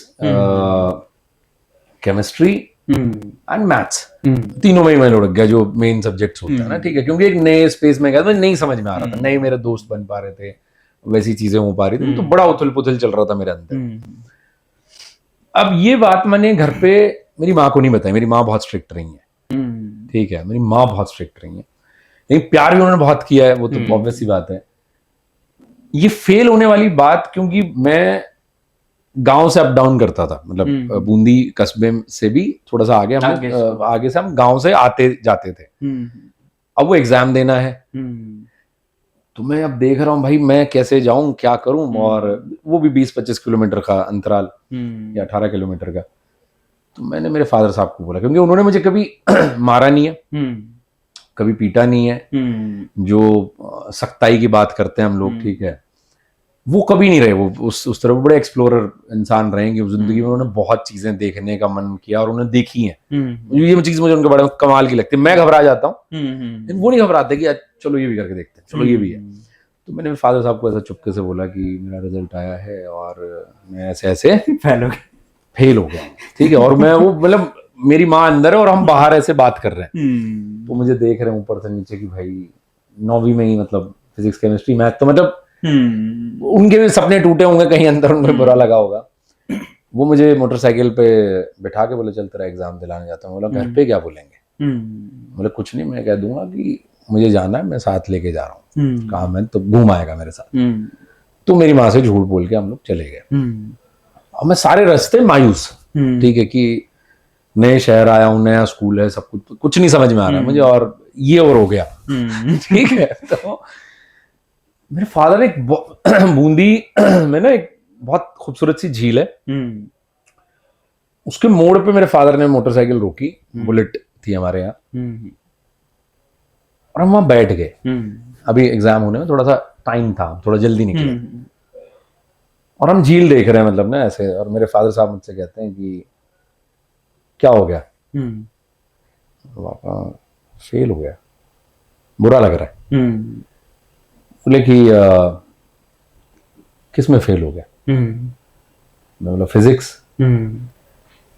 तो बोले और? मैं बोला केमिस्ट्री। बोले और? बोला मैथ, गणित। बोले और? मैं बोला और नहीं, बस। बोला बस? तो अभी तो जिंदगी पड़ी है, बस 3 चीजों में फेल होने से तू जिंदगी में थोड़ी फेल हो गया। उस चीज ने जो मुझे भर दिया ना कि हाँ यार, बस यही हुआ है। हम देखो जिंदगी में ना हकीकत इतनी डरावनी नहीं होती जितनी उसकी कल्पनाएं होती है। कल्पना, डर जाते हैं हम, छिपा लेते हैं बहुत सारी चीजें रोकती हैं हमको, हम रोक लेते हैं। जकड़ जिसको बोलते हैं, जकड़ बोलते हैं। तो वो मोमेंट मैं कभी नहीं भूलता मेरी लाइफ का, और उसने मुझे इतना पुश किया है। उसके बाद जब मैं जयपुर आया, मतलब स्कूल खत्म करने के बाद, मुझे होटल मैनेजमेंट, मैं कह रहा हूँ मुझे फिल्में करनी है, और मेरे फादर साहब मुझे होटल मैनेजमेंट में डाल रहा है, क्योंकि उन्हें लग रहा है कि यार जिंदगी की आपाधापी चल रही है, तो पहले करियर ठीक करो ना अपना। तो मैंने एट द एज ऑफ 18, मतलब 18 साल की उम्र में नौकरी पकड़ ली थी मैंने, ठीक है। वो भी इसलिए क्योंकि मुझे फिल्म देखने का बहुत शौक था, और मेरे फादर साहब बोले जिस दिन पैसा कमाएगा उस दिन तुझे तेरी वैल्यू समझ में आएगी। मैं बोला यार ये कैसे बोल दिया मुझे। मैं उसको गलत एक उसमें एक ईगो उसमें लेके गया था, यंग था, चीजें थी। लेकिन जब वो मैं वहां मैकडॉनल्ड्स जो है जयपुर में, मेरी पहली नौकरी थी। उस समय जब आप अकाउंट ओपन करते थे तो सिर्फ सैलरीड लोगों को एटीएम मिलता था, बैंक अकाउंट भी नहीं होता था। वैसे तो कहाँ होते थे, है ना, वैसे तो नहीं होते थे। तो मुझे जब वो मिला, मैंने फादर साहब को मैंने फोन किया और मैंने कहा कि आपको पता है एटीएम है मेरे पास, सैलरीड अकाउंट है मेरा। और मेरे फादर साहब कह रहे हैं कि वहां लोगों की झूठी प्लेट उठा लेता है, घर में तो नहीं उठाता तू तेरी प्लेट भी, मतलब पैसे मिलते हैं, दिए आपने कभी? तो वो मतलब मैं उस चीज से कभी हिला नहीं। मैंने उन्हें लगा था कि मैं शायद होटल मैनेजमेंट कर लूंगा या ये जो और पढ़ाई कर रहा हूं उसके बाद मैं शायद उन चीजों को परस्यू करूंगा, लेकिन मुझे फिल्म ही करनी थी। तो जब मैंने ये 2-3 साल मैं वीडियोकॉन सेल्स में रहा, सेल्समैन था, फिर मैं एक एनजीओ के साथ काम करने लगा, असिस्टेंट मैनेजर था, और उस असिस्टेंट मैनेजर की पोस्ट पे मैं अच्छा पैसा कमा रहा था और 21 साल का हो चुका था, और अचानक मैंने कहा कि मुझे अब तो फिल्में बनवा दो। मेरी ग्रेजुएशन भी हो गई थी, बोला अब मुझे फिल्में करनी है। तो फिल्म का कोई ऑप्शन नहीं समझ में आ रहा था। तो मैं दुबई, मेरे फादर हाथ पैर मार रहे थे कि मैं दुबई में किसी होटल में ज्वाइन कर लूं। तो मुझे लगा कि यार फिल्म बनाने के लिए पैसा चाहिए, मुझे तो कम से कम हौसला मेरे में बहुत है। तो तभी ये जो मैंने मेरी मदर का बताया कि उन्होंने एक छोटी सी एड देखी रोहतक फिल्म स्कूल की, तो जब मैं उसका एंट्रेंस देने गया ना तो मेरे फादर साहब बहुत नर्वस थे, क्योंकि वो जो मेरा रिकॉर्ड खराब हो गया था 8वीं के बाद से कि फेल है, ये है, वो है, मुश्किल है ना, ये एंट्रेंस देने जा रहा है ये एंट्रेंस देने जा रहा है। मेरे फादर साहब कभी कहते हैं कि उनका ना गणित कमजोर रहा है। तो उन्हें लगता मेरा भी कमजोर था, तो वो लग रहा है डीएनए में आया कि गणित कमजोर है। लेकिन एक खूबसूरत बात है कि उनका ना जिंदगी को लेके जो गणित रहा है ना, बाकमाल, माशाल्लाह। मैं बहुत खूबसूरत, मतलब जो उन्होंने जिंदगी जी, वो हमेशा मुझे एक बड़ी प्यारी सी बात बोलते हैं, बेटा देख मैंने ना पैसे नहीं कमाए, मैंने लोग कमाए। जब वो लोग कमाने की बात कहते हैं ना, मैं कह रहा हूं मुझे दुनिया जहान में आज मैं जो काम कर रहा हूं, या लोग मुझे पहचान मानते हैं, या जो भी चीजें हैं, मैं कहीं भी जाता हूं, उन लोगों की बदौलत हूं मैं, कि उन लोगों ने प्यार किया, भरोसा किया। आज भी अगर वो ऑडियंस है या आप जैसे वेल विशर्स हैं जो मुझे यहाँ प्रेजेंट कर रहे हैं, आप लोग ही कमा पाया मैं। कमाई तो यही है ना कि मैं कहीं अटका हूं तो एक इंसान आता है और वो कहता है कि यार नहीं चल करते हैं, चल ये करते हैं। कोविड में आप देखो ना कितना बड़ा एग्जाम्पल है, पैसे काम नहीं आए, लोग काम आए, लोग काम आए वो सुविधाएं काम नहीं आई, लोगों का साथ होना काम आया। और मुझे लगता है वो कोविड जैसी चीज होनी चाहिए थी शायद, हमें एक बार रोक के समझाने के लिए कि भाई कहाँ जा रहे हो, क्या हो जाएगा, क्या लेके जा रहे हो। जब वो सामने से निकल रहे थे इतने सारे लोग, इतने सारे लोग है ना, तो कहा कि कहाँ जा रहे हो, रुक जाओ यार, देख लो ना तुम, एक बार जिंदगी भी देख लो रुक के। तो वो मेरे फादर साहब का वो रहा है कि वो जो नर्वस थे, मैं एंट्रेंस देने गया, मेरा इंटरव्यू हुआ और फर्स्ट रैंक आई मेरी। कहा 3 सब्जेक्ट में आशीष फेल। मैं ग्रेजुएशन भी मेरी बड़ी खराब सी थी, मैं आपको बताऊं 3rd डिवीजन थी मेरी, क्योंकि इंटरेस्ट नहीं था ना। एक्ट्रेस की होती है, मेरे साथ भी जो लोग थिएटर वगैरह में इंटरेस्ट रखते हैं और किताबों में नहीं है शायद ना। तो लेकिन वो मेरे फादर साहब को ना उस चीज ने बड़ा ये किया कि यार शायद ना ये यही करना चाहता है और ये इसी के लिए बेस्ट है।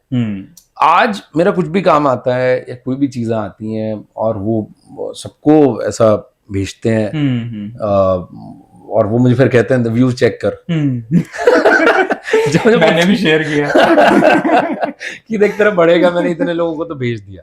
जो उनकी खूबसूरती है, जो उनकी साफ गोई है, जो उनका भोलापन है, सादगी है, जो भी आप शब्दों को बोले, तो मेरा उनके साथ हमेशा इमोशन इतना जबरदस्त रहा है। मैंने उनको गले भी लगाया बहुत बार, ठीक है। जब मेरे दादा गुजरे, वो एक मोमेंट ऐसा है जो मतलब बिकॉज वो 22-23 में गुजरे थे, तो मैं शायद मेरे फादर साहब को देखने जा रहा था मैं कि अब इनको कुछ हो गया क्या, लेकिन मैंने शायद उनका वो मोमेंट भी तोड़ दिया, क्योंकि वो सामने मेरे दादाजी की बॉडी थी और मेरे फादर साहब बैठे थे और देख रहे थे और मैं उनको देख रहा था। और वो जो अचानक वो ये देखते हुए जो उनका एक कांटेक्ट यहाँ हो गया ना, और वो बस उन्होंने इतना करके खुद को पता नहीं क्या कर दिया। बिकॉज मेरे दादाजी के अंतिम संस्कार वैसे नहीं हुआ, उन्होंने पीजीआई में बॉडी दान कर दी थी, डोनेट कर दी थी। तो आई थिंक वो एक वही था। और तो फिर मुझे लगता है कि उस इंसान ने ना मुझसे ज्यादा दुनिया देखी, मुझसे बेहतर जिया, और मुझसे बेहतर सोचते हैं, समझते हैं, और उन्होंने मेरे लिए वो बेहतरी करने की हर भरसक प्रयास किए। शायद मेरे उनसे मनमुटाव भी बहुत रहे होंगे मेरे फादर साहब से, लेकिन वो इसलिए थे क्योंकि मैं ना समझ था। और मुझे लगता है वो हर इंसान की, जैसे अगर आप जयदीप भाई की भी बात कर रहे हो, आपके सबसे पहले हीरो आपके फादर ही होते हैं कि मेरे पापा कैसे कर लेते हैं, मेरे पापा तो ये कर देते हैं, मेरे पापा ने तो ऐसे कर दिया था। जब मैं उनके किस्से सुनता हूँ या उनके दोस्तों से सुनता हूँ या उनकी जान पहचान वालों से सुनता हूँ, भाई तेरा पापा तो न्यू कर दिया करता, और भाई उसने तो ये कर रखे हैं, और ये फैशन उन्होंने फॉलो किया हुआ है, ये डिजाइनर कपड़े पहने हुए उन्होंने, ये गाड़ियां चलाई। मैं कह रहा हूँ मेरी बारी में क्या हो जाता है। वो मुझे समझा, बाल के बढ़ाए हैं, दाढ़ी के बढ़ाई है, ये अच्छा लग रहा हूँ मैं, अरे यार ये मुझे कह रहे हैं। तो मतलब ना, जैसे फॉर एग्जाम्पल हर टीनेज में ना आदमी में एक्साइटमेंट होती है कि नई चीजें ट्राई करता है ना। वो ये होता है भाई 16वां भी टपिया, 17वां टपिया, 18वें मुंडा बदनाम हो गया। तो वो जो बदनाम होने वाले उसमें, तो उस पे फादर कह रहे नहीं ये ठीक नहीं है, ऐसा नहीं, अरे आपने तो सब किया था, अब मुझसे बड़े एक्सप्लोरर हैं। तो आई एम थैंकफुल कि मतलब मुझे ऐसे लोगों की छत्र छाया मिली, ऐसे मुझे मेरे पेरेंट्स मिले, या मेरे फादर साहब इतने मजबूत मुझे मिले। सो ये एक बड़ा खूबसूरत वो है, और थैंक यू आपने मतलब वो सब रिमाइंड कराने के लिए। मैं थोड़ा सा भावुक हो गया चीजों पे। खैर चलो अब इसको तोड़ते हैं थोड़ा। जी। जो नॉर्मली क्या होता है कि बच्चे पर शादी का बहुत ज्यादा दबाव होता है कि अब बड़ा हो गया है, इसकी शादी करते हैं। मेरे ख्याल अभी पीछे ही आपने शादी की थी, आपकी सेम प्रोफेशन। हाँ। तो ये मिलना कैसे हुआ आप दोनों का? ये भी बताना पड़ेगा क्या? अरे ये भी बताना पड़ेगा। फिर इससे आगे की बात करेंगे। अच्छा नहीं बस हम मिल गए, हमने शादी कर ली। ये तो है नहीं हमारी बड़ी बिकॉज हम सेम फील्ड से हैं, और उन्होंने भी फिल्म मेकिंग में ही हैं, वो भी एड फिल्म्स बनाती हैं और बड़ी क्रिएटिव हैं, और born and brought up Mumbai हैं, उन्हें मुंबई पैदाइश है उनकी। उन्होंने बहुत मेहनत की, और मेरी लगभग मेरी फिल्मों पे बहुत, शी वाज द वन जो एक लीडिंग लेडी की तरह है, जिन्होंने बहुत सपोर्ट किया मुझे फिल्म बनाने में। और वो एक ऐसी कॉमन चीज थी जो शायद ना एक दूसरे को हम ना मजबूत कर रहे थे। मतलब एक होता है कि आपको प्यार हो गया टाइप्स होती है चीजें, लेकिन ये नहीं था। ये था कि यार तुम बहुत अच्छा काम करते हो और तुम और अच्छा कर सकते हो, चलो काम करता है। एंड वो काम शादी में बदल गया, ऐसा मान लो, कुछ भी बोलो, बट मुझे उनकी तरफ से बहुत मोटिवेशन मिला। और जब मैंने बीच में बात कर दी तो मुझे लगा कि इससे कोई रिलेवेंट नहीं होगा। वो ये था कि जब मैं डीजे वाले बाबू कर रहा था 3 फरवरी को उसका खत्म हुआ, 2 दिन बाद मेरी शादी थी, और शादी के 2 दिन बाद मैं विरोध की शूटिंग में मुझे जाना था 40 दिन के लिए। तो वो शादी भी ऐसी भागम भाग में हुई है। चलो कर लेते हैं, मैं जा रहा हूँ, मुझे जाना है। तो आप सोचिए वो सुनील शेट्टी वाला फील चल रहा है कि तो चलो मतलब वही हुई शादी, मुझे शूटिंग पे जाना है। और उनको बिकॉज उनके लिए सब कल्चरली नया है, वो अमृतसर से वैसे तो, लेकिन मुंबई में रही हैं, उनके लिए वो ठेठ हरियाणवी कल्चर और ये सब चीजें ना तो एकदम नया था। और ऐसे में आप बिल्कुल ही सब अनजान, वो एक आपके भरोसे आए हैं और आपने इतने अनजान लोगों में जान पहचान करने के लिए छोड़ दिया तो उनके लिए थोड़ा सा नया था एक्सपीरियंस, और मजेदार था। नाउ शी एंजॉय रोहतक, मतलब उनको अच्छा लगता है। हालांकि वो काम के सिलसिले में मुंबई रहती हैं या इधर आती हैं, तो शी इज मैनेजिंग, मतलब वो जो चीज़ है, तो वो एक बड़ा अच्छा चल रहा है, मतलब चीज़ है। तो वो है सेम प्रोफेशन में होने से आपको क्या लगता है कि आसानी है कि मुश्किल भी बहुत है? मैं जानबूझ के आप अपना सवाल ना मेरे में डाल रहे आप मुझसे उगलवाना चाहते हैं, मैं क्यों जवाब दूं इनके लिए, बताइए, ये कोई बात ही है ना। सोच के तो देखो आदमी ये चलता है कि आसान होगा, लेकिन मुश्किलात हो जाती हैं, क्योंकि आप दो सेम फील्ड से होते हैं और आप दोनों ही वो एक ही चीज को देख रहे होते हैं। स्ट्रगलिंग फेज भी है ना, उसमें स्ट्रगलिंग फेज बहुत ज्यादा है। फिर काम करने को लेके आपके दोनों के अलग अलग नजरिए हो सकते हैं, और जिसमें मतलब पुरुष और स्त्री का भी एक अलग अलग नजरिया होता है जीवन को देखने का, या जो भी जीवन चक्र है आपका, या वो काम का हिस्सा भी है, तो उसको भी वो ऐसे ही देखते हैं। तो अब एक आदमी कैसे रिप्रेजेंट करेगा एक इमोशन को, और एक औरत कैसे करेगी, तो कई बार वहां भी कॉन्फ्लिक्ट हो जाते हैं।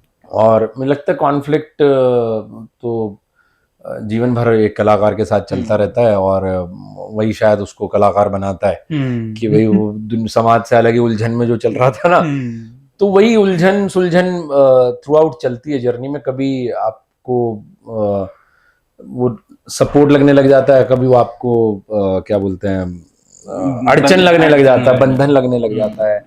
ठीक है, तो बाकी मैं भी अभी एक्सप्लोर कर रहा हूँ, मैं तो नया हूँ मैं भी इसमें ना। आप थोड़े मुझसे एक्सपर्ट हैं, तो आप ज्यादा दर्शकों को इनसे पूछना चाहिए।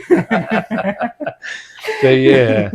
नहीं सही है, अच्छा है, मतलब ये भी अपना मजा है कि एक दूसरे के हम संघर्ष भी देखते हैं, और पता भी होता है कि हाँ ये तो होना ही है ऐसा। ये है, बट वो मुझे कई बार ऐसा भी लगता है कि जब अगर कोई इंसान आपके संघर्ष से अनजान है ना, तो शायद उसका भाव आपके प्रति ना और ज्यादा कोमल भी हो सकता है, कि वो आपको तड़पते हुए देख रहा है, चीजों को तड़पते हुए देख रहा है, और वो आपकी मदद नहीं कर पा रहा। तो उसका कभी कभी आपके प्रति ये भी हो सकता है कि अरे काश मैं समझ पाता या समझ पाती। ठीक है, मुझे वो भी लगता है। और दूसरा देखिए क्या होता है, कलाकार ना थोड़ा सा भावुक होता है, थोड़ा ज्यादा ही होता है। ठीक है, तो उसको कभी कभी ये लगता है कि यार तुम तो समझ सकते थे यार, जब हम सेम फील्ड की बात कर रहे हैं, उसको लगता है यार तुम्हें भी पता था यार ये स्ट्रगल तो ये तुम्हारे लिए नया नहीं है। जबकि हालात, देखिए हर इंसान की जिंदगी में ना हालात बहुत महत्वपूर्ण हिस्सा होते हैं, वही उसको बड़े से बड़ा किस्सा गोई बना देते हैं। ठीक है, और वही उसको तोड़ देते हैं। ठीक है, तो मुझे ऐसा लगता है कि उसके बावजूद एक कलाकार की अकेली जिंदगी या उसके अकेले संघर्ष थ्रू आउट चलते हैं, चाहे वो अपने पार्टनर्स के साथ रहे, चाहे फैमिली के साथ रहे, तो उसका वो एकाकीपन तो उसका थ्रू आउट चलता है। ठीक है, अब उसको हम कहें कि कोई समझा, कोई कि ना समझा, बहुत समझा।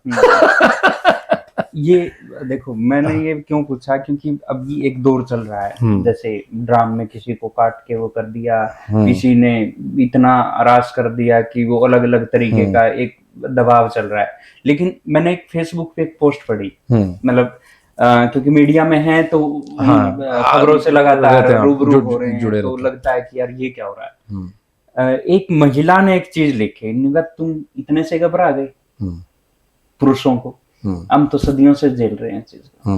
मतलब बड़ी एक आप समझिए कि कितना खालीपन वहां पे आ गया चीजों को लेके। मतलब हम तो ये देख रहे हैं कि पुरुष आयोग भी बनना चाहिए, ये भी होना चाहिए, जुल्म हो गया वो हो गया, लेकिन उस औरत ने क्या कमाल की बात लिखी। मैंने इसलिए ये नहीं, बिल्कुल देखो क्या है कि भावनाएं ना, मतलब हर इंसान भावना से ओतप्रोत है।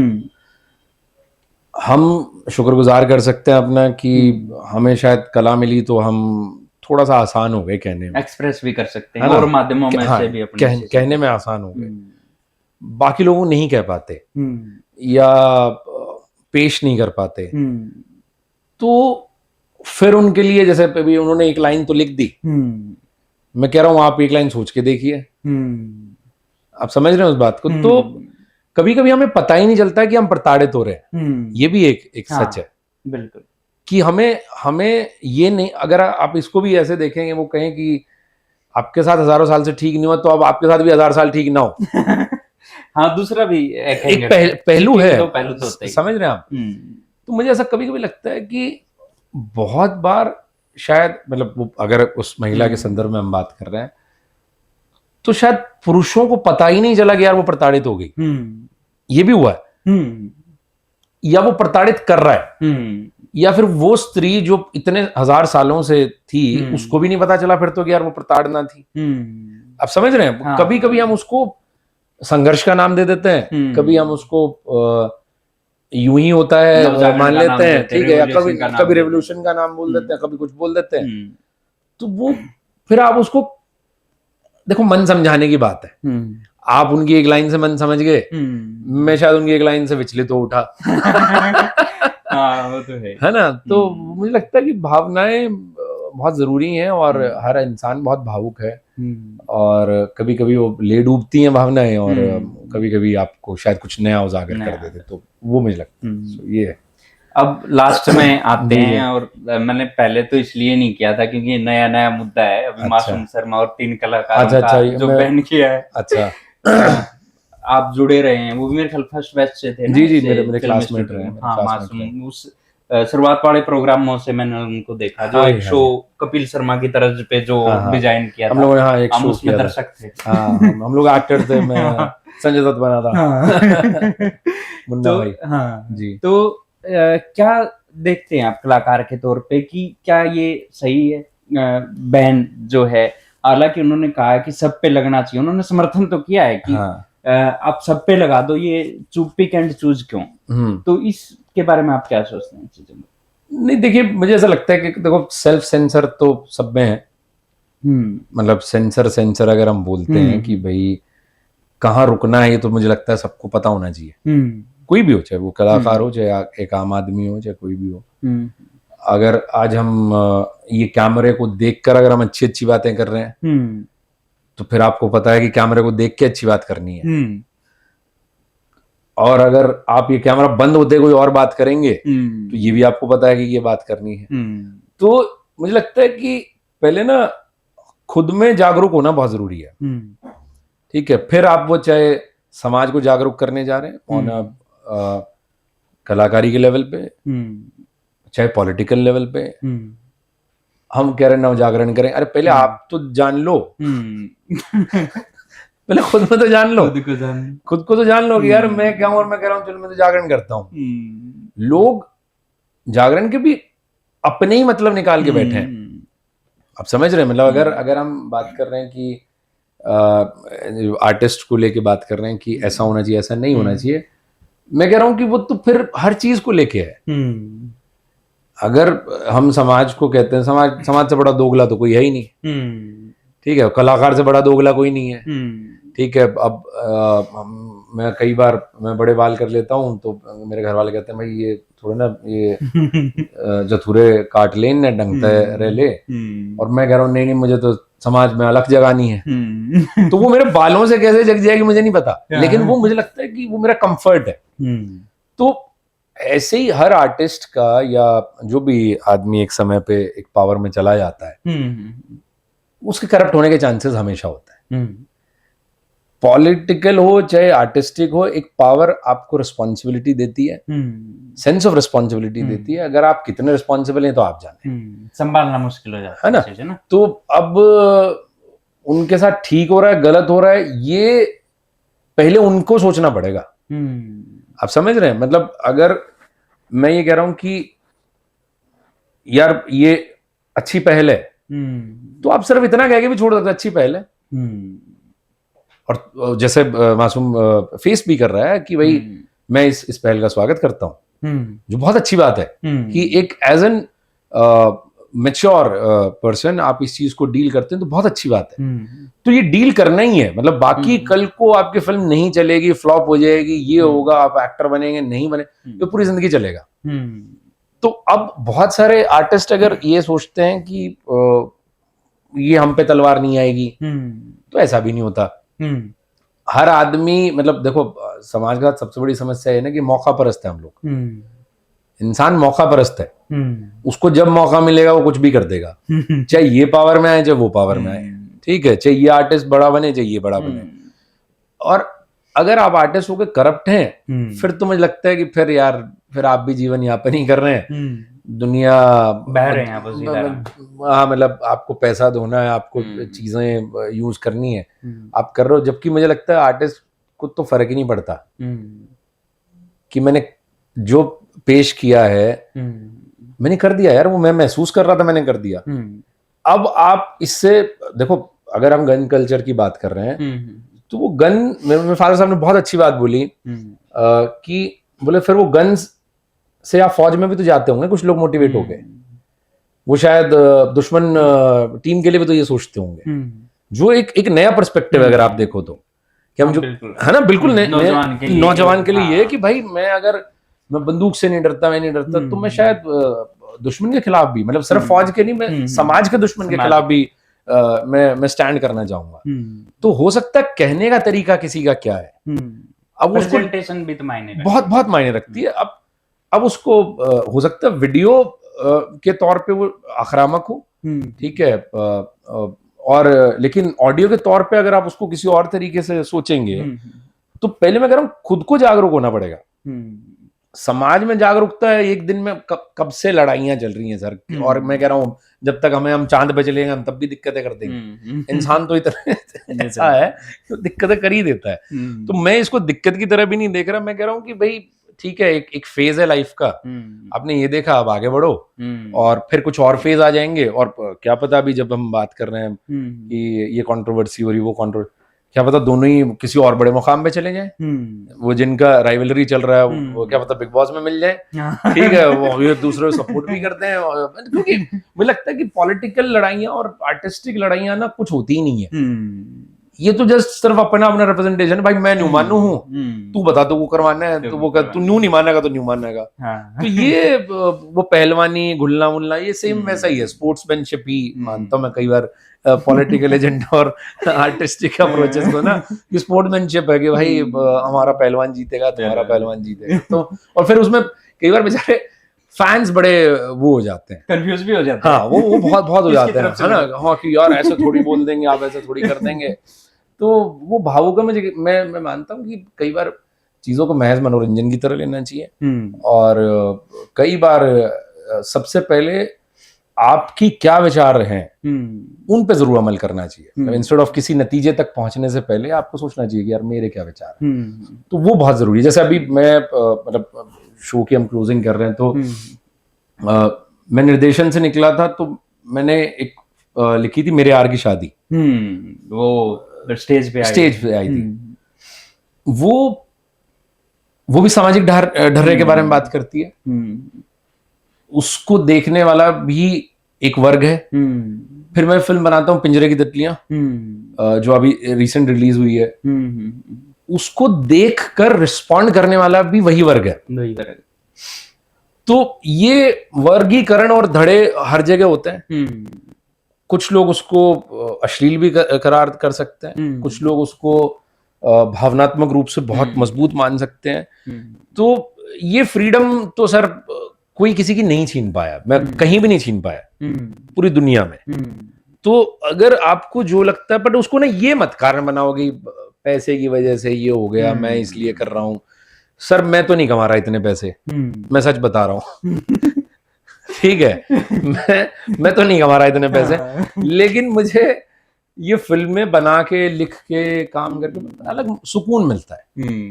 मैं तो नहीं बड़ी गाड़ी ले पाया हूं अभी तक, ठीक है, मन में आता है कभी? नहीं, क्योंकि मुझे ऐसा लगता है कि हाँ गाड़ी आ जाएगी तो मैं गाड़ी में चला जाऊंगा, नहीं आ रही तो मैं स्कूटी पे जाता हूँ, ठीक है।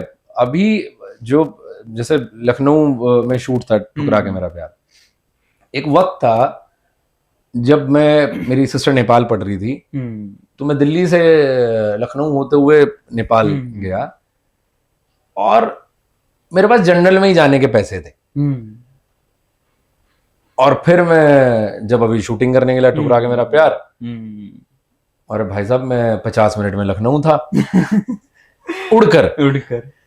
तो मैं कह रहा हूं कि आपको ये सारे स्वाद लेने चाहिए। अगर आप पास गाड़ी है तो ये मत कामना करो कि यार गाड़ी नहीं चाहिए, है तो भाई बिल्कुल घूमना चाहिए, नहीं है तो ऐसा मरो मत यार उस चीज के लिए। आपकी आर्ट फॉर्म आपको दे रही है वो, या आपका जो भी आपका काम धाम है उसमें मजा लो यार, मजा आना चाहिए। मतलब मैं जैसे मुझे बहुत मजा आया आप लोगों के साथ, ठीक है, तो मजा आना चाहिए। डजंट मीन कि आप जिंदगी में सब कुछ सिखाई दो, लोग अपने आप सीख लेते हैं यार, ठीक है। उसके लिए ना किसी के गाने चाहिए, ना किसी की फिल्में चाहिए, ठीक है, ना किसी की आइडियोलॉजी चाहिए।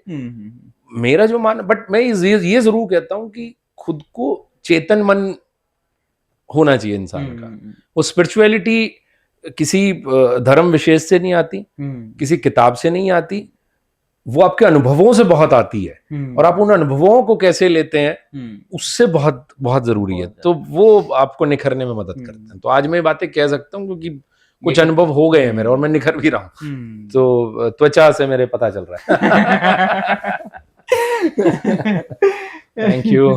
चलिए, लेकिन बातें बहुत सारी है, हाँ, लेकिन please. दर्शकों का भी थोड़ा सा हाँ, वो कह रहे सारा देखना पड़ेगा।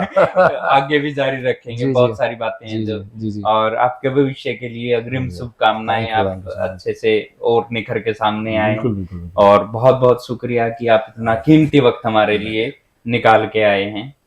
और एक चीज और, मैं अब क्लोजिंग से पहले ही मैं पूछूंगा कि आपका एक सपना तो होता है कि इंसान का, कि ड्रीम प्रोजेक्ट क्या है आपका आगे का? ड्रीम प्रोजेक्ट क्या है मेरा?